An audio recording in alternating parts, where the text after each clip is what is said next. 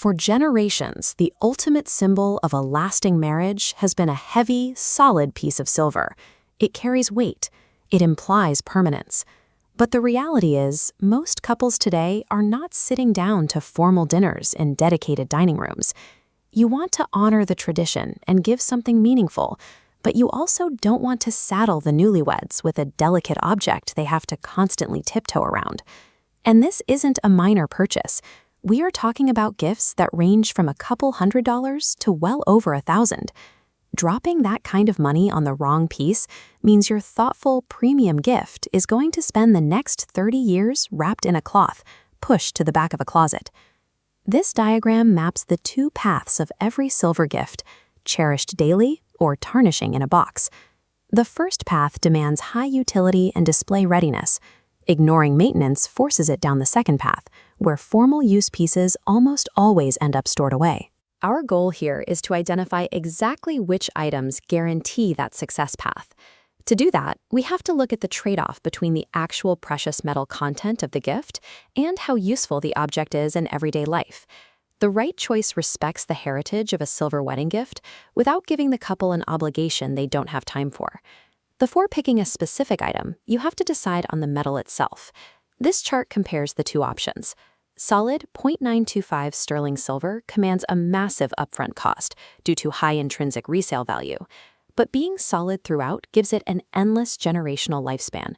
You can keep polishing it decade after decade without ever wearing it down. The downside is scale. A standard budget restricts you to buying something quite small if you insist on pure sterling. Moving over to silver plate, the math changes. The upfront cost drops significantly, though intrinsic scrap value drops to zero. What plate buys you is scale. You can afford a large, visually impressive statement piece on a moderate budget. The catch is longevity. After a few decades of regular polishing, the thin layer of silver will eventually wear completely through, exposing the dull brass or copper underneath. If you buy plate, you are buying immediate size and visual impact for the home. If you buy sterling, you are giving them permanent, lasting commodity value. Regardless of which metal you choose, silver reacts with the air. It turns dark, dull, and requires physical effort to bring the shine back. When you hand over a silver gift, you are handing over a recurring chore, and the shape of the item dictates how hard that chore is. Smooth surfaces wipe clean quickly, but deep engravings, heavy textures, and filigree trap tarnish and multiply the cleaning time. If an item demands an hour of intense scrubbing with a toothbrush before every use, human nature guarantees it will stay locked in a cabinet. This brings us to the actual object you buy.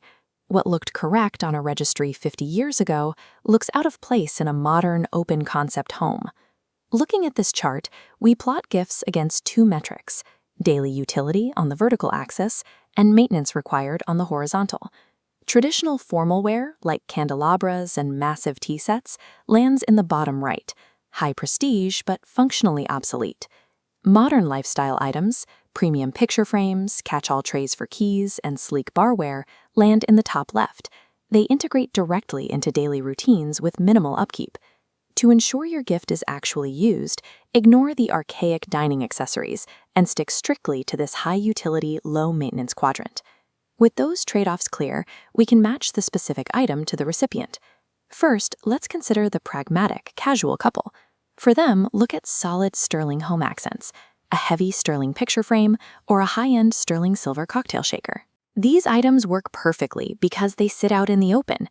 They get daily visibility and use without requiring a formal dining space to justify their existence.